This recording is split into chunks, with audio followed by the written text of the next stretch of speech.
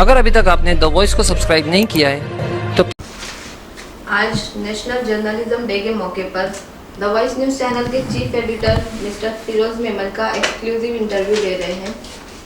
तो सर ज़रा बताइए कि आपने जर्नलिज्म कब और कैसे स्टार्ट किया। जर्नलिज़्म हमारे घर में 40 साल पहले से स्टार्ट है, क्योंकि मेरे डैडी सीनियर जर्नलिस्ट ये पिछले 40 साल से पत्रकारिता कर रहे हैं और इन्होंने इंडियन एक्सप्रेस, महाराष्ट्र टाइम्स जैसे न्यूज़पेपर में काम किया है। फिर 1992 में मेरे डैडी ने एक न्यूज़पेपर स्टार्ट किया भिवंडी के अंदर, भिवंडी समाचार के नाम से, जो मराठी लैंग्वेज में था और भिवंडी का पहला लोकल न्यूज़पेपर था। और उसके बाद से 25 सालों तक इस न्यूज़पेपर को उन्होंने चलाया।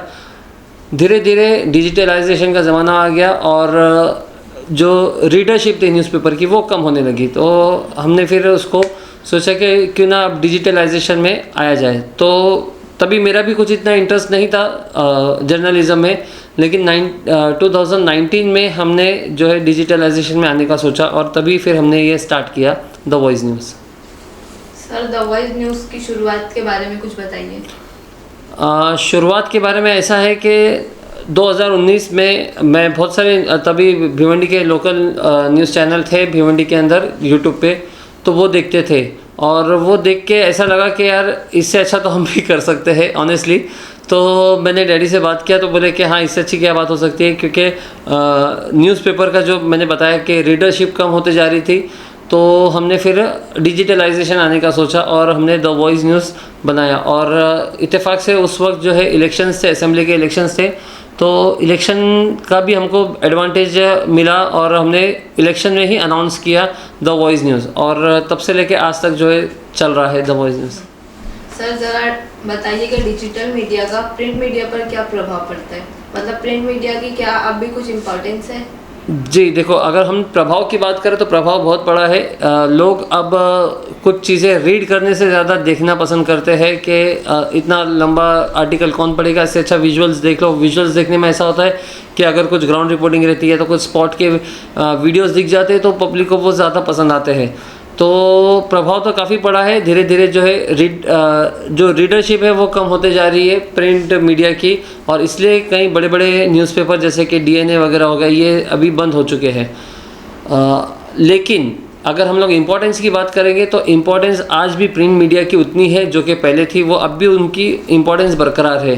सिर्फ डिजिटलाइजेशन होने से जो है, जो अभी ब्रॉडकास्टिंग का नहीं है, जैसे जो यूट्यूब चैनल पे जो न्यूज़ चलाते हैं या वेब पोर्टल पे चलाते हैं, तो ये लोग क्या करते हैं, विजुअल्स दिखाते हैं, फ़ोटोज़ दिखाते हैं, लेकिन उसकी उतनी इम्पोर्टेंस है नहीं। जैसे कि कोर्ट के सामने अगर आप देखो तो वो एडमिसिबल नहीं है, तो वो सारी चीज़ें वहाँ पे आपको प्रिंट मीडिया का ही या तो फिर जो ब्रॉडकास्टिंग बड़े बड़े चैनल्स जो है उनका ही वो माना जाता है। इनका कोई इम्पोर्टेंस नहीं रह जाता तभी। तो प्रिंट मीडिया की इम्पोर्टेंस आज भी उतनी ही है जो पहले थी। सर आप किसी भी स्टोरी को कैसे सर्च करते हैं और उसमें सबसे ज़्यादा कैसे दिक्कतें आती हैं आपको। स्टोरी सर्च करने का ऐसा है कि हम लोग किसी भी स्टोरी का फैक्ट्स जानना चाहते हैं कि ये स्टोरी के अंदर उसकी सच्चाई क्या, उसके तथ्य क्या है, और उसके बाद में ही हम लोग उसको चलाते हैं। तो वहाँ पे दिक्कत ऐसी आती है कि कभी कभी स्टोरी जानने में जो दूसरी साइड होती है वो और बहुत ज़्यादा चौंकाने वाली रहती है। मतलब कि हमने एक साइड की स्टोरी दिखा दिया, एक साइड का सच दिखा दिया, लेकिन उसके बाद में जब सामने का हमको जब पता चलता है कि ये तो उससे ज़्यादा चीज़ें भयानक है, तो वहाँ पे दिक्कतें बढ़ जाती है। और कभी कभी ऐसा होता है कि दोनों पार्टियाँ जो रहती है वो हमारे कांटेक्ट वाली रहती है, हमारे जान पहचान वाले रहते हैं, हमारे रिलेशन वाले रहते हैं, तो वहाँ पे हम लोगों को फिर न्यूट्रल रहना वो थोड़ा सा हम लोगों के लिए भी एक दिक्कतें आती है, बहुत मुसीबत का हमको सामना करना पड़ता है। क्योंकि एक मैं आपको बताऊँ कि न्यूज़ के अंदर, इस न्यूज़ लाइन में सच्चाई देखना सब पसंद करते हैं। मतलब हर एक को चाहिए कि द वॉइस न्यूज़ सच्चाई दिखाए, लेकिन खुद की सच्चाई देखना कोई नहीं चाहता। मतलब सबको सच्चाई देखना है, सच देखना है, लेकिन खुद का सच देखना कोई नहीं चाहता। तो जब हम कोई किसी चीज़ का हम कहेंगे कि एक्सपोज करते हैं किसी चीज़ को, किसी चीज़ के बारे में सच्चाई बयान करते हैं, तो जिनके बारे में रहती है उनको बहुत ज़्यादा तकलीफ़ होती है। तो फिर वो हमको अलग अलग नामों से बुलाने लगते हैं, अलग अलग शब्दों का इस्तेमाल करते हैं, लेकिन जो फैक्ट है वो तो फैक्ट रहता है। जी सर आप अपने कॉम्पिटिटर्स से अलग कैसे हैं। देखो, यहाँ पे हम कोई कंपटीशन करने के लिए नहीं आए हैं। जब मैंने आपको बताया कि जब हमने स्टार्ट किया तो हमारा एक ही मोटो था कि पब्लिक की आवाज़ बने, इसीलिए हमने हमारे चैनल का नाम भी द वॉइस रखा। और हम वही कोशिश करते हैं कि हम एक पब्लिक की आवाज़, पब्लिक के इश्यूज़ जो है वो सरकार तक पहुंचाए, प्रशासन तक पहुंचाए और लोगों तक भी पहुंचाए। लोगों को भी दिखाए कि किसी एरिया में, किसी इलाके में पर्टिकुलर इंडिविजुअल को क्या तकलीफ़ है, क्या नहीं है, तो वो हम लोगों के सामने लेके आते हैं। तो यहाँ पे हम कोई कंपटीशन नहीं कर रहे हैं और ना ही कोई कंपटीशन करना चाहते हैं। हम सिर्फ अपने आप को हर दिन बेहतर बनाना की कोशिश करते हैं कि जब से लेके आज तक जो है पिछले 4 सालों में हमने ये काम किया कि हम अपने आप को किस तरह से बेहतर बनाएं, ना कि किसी से कंपटीशन करते हुए कि हमने कल जो किया था वो आज हम उससे अच्छा कर रहे हैं कि नहीं, आज उससे बेहतर कर रहे हैं कि नहीं। तो बस अपने आप को इम्प्रोवाइज़ करने की हम कोशिश कर रहे हैं, ना किसी से कंपटीशन करने की। द वॉइस न्यूज़ की बेस्ट क्वालिटी क्या है? मैंने तो अभी बता दिया, आपको वही आंसर दिया कि द वॉइस न्यूज़ की बेस्ट क्वालिटी यही है कि हम हर दिन अपने आप को बेहतर बनाने की कोशिश करते हैं और ये देखते हैं कि हमारे चैनल से सिर्फ और सिर्फ सच्चाई जो है लोगों तक पता चले, ज़्यादा से ज़्यादा इन्फॉर्मेशन लोगों तक पहुँचे, ज़्यादा से ज़्यादा फैक्ट्स लोगों तक पहुँचे, लोग हमारे चैनल से एजुकेटेड हो, लोग हमारे चैनल से एंटरटेन हो। तो यही हमारी कोशिश रहती है और इसी में हम अब तक के मैं समझता हूँ कि हम पूरे उतरे हैं और इसलिए आज जो है भिवंडी के अंदर जनता हमको बहुत ज़्यादा चाहती है। सर, आप अपने आने वाले 5 साल में अपने चैनल को कहाँ देखते हो?